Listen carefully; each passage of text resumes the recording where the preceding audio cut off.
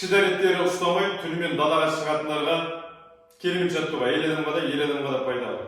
Және де еркек қауқарлықты көтереді, циститті тоқтатады, простатитке өте пайдалы, және де еркек қауқарлықты көтереді.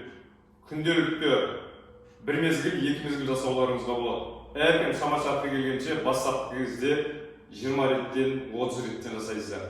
Содан кейін күшейту болады 100-ге дейін. Бірақ шама-шарқы келгенше жасайсыз. Өзінің техникасын жасаймыз. Өте мұқият қарау керек.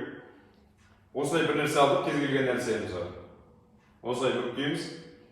Тіземізге қыстырамыз.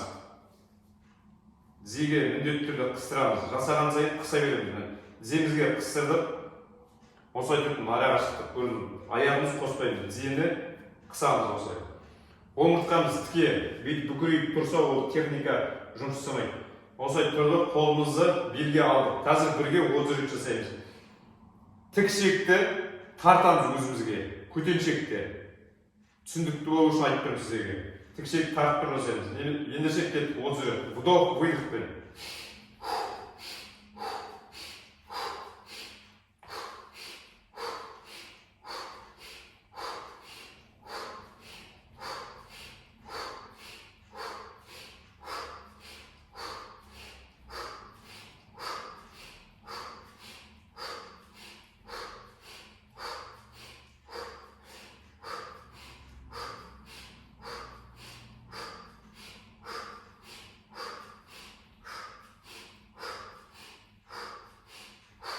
Керемет. Тұрғанда жай тұрамыз, резкий движение жасамаймыз. Тұрған соң 3 рет.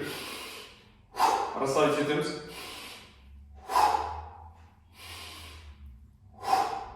Керемет. 4-5 рет жасағаннан кейін керемет сезім сезетін боласыз.